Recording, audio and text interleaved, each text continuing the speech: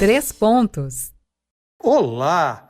3 pontos diretamente de Brasília para o programa Giro de Notícias. Pela Rádio Excelsior AM 840, pela Cardeal FM 106.1. Aquele grande abraço a todos que nos acompanham pelas ondas do rádio, pelas redes sociais. Meus amigos do estúdio, também um grande abraço.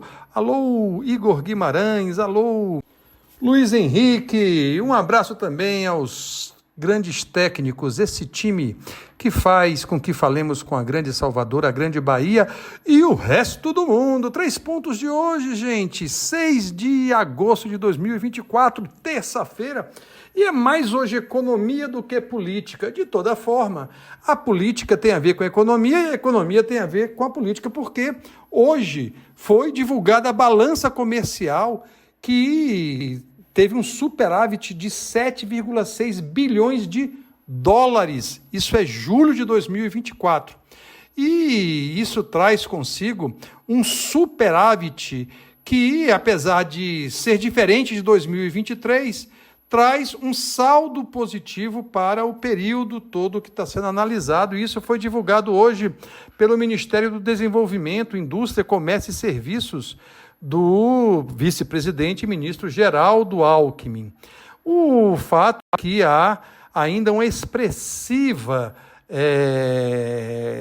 atividade econômica nas exportações, o que representa um recorde para o mês e uma alta de 9,3% ante o mesmo período de 2023.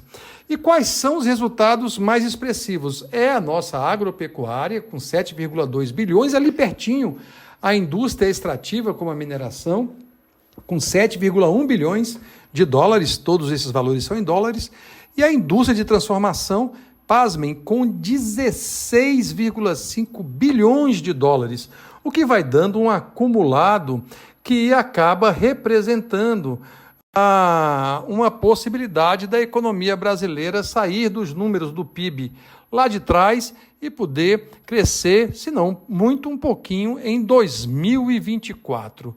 O segundo tema, ou o segundo ponto, é a história do Banco Central. Vocês devem estar acompanhando.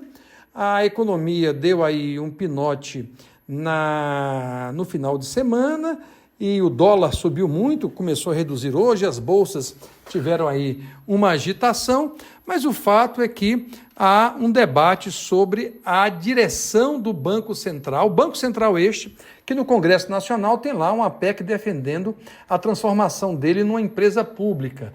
Já é um grau de autonomia acima de muitos bancos centrais espalhados pelo Brasil, mas o nosso brasileiro tem aí uma indicação, está chegando perto do novo presidente do Banco Central.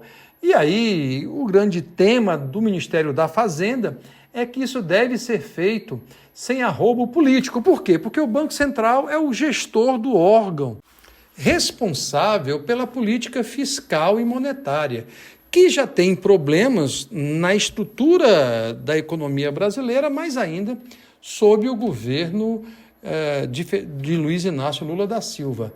E aí isso exige que, de um lado, haja uma relativa autonomia do Banco Central, mas, ao mesmo tempo, que haja um diálogo técnico, um respeito a isso. E a gente sabe que, durante todo o primeiro ano e parte do segundo ano, Lula arrumou uma arenga enorme com o Roberto Campos Neto, que acabou por enredar-nos em situações pouco técnicas. O terceiro ponto são as emendas do orçamento, aquelas que o ministro Flávio Dino, do Supremo Tribunal Federal, determinou realizar uma auditoria, especialmente naquelas chamadas emendas PIX. E o TCU mandou uma informação para o Supremo Tribunal Federal hoje, terça-feira, de que as emendas do orçamento estão desencontradas, pulverizadas, o que inviabiliza qualquer análise e, por certo, a transparência. Isso já estava sendo previsto na audiência que ocorreu no dia 1º de agosto. Eu estive lá na audiência do Supremo Tribunal Federal, representando o movimento de combate à corrupção eleitoral. E já havia a previsão de que era muito pouco provável haver algum grau de transparência. A CGU, Controladoria Geral da União, apontou que os dados do sistema que gerencia de maneira informatizada as transferências de recursos oriundos do orçamento não estão na íntegra.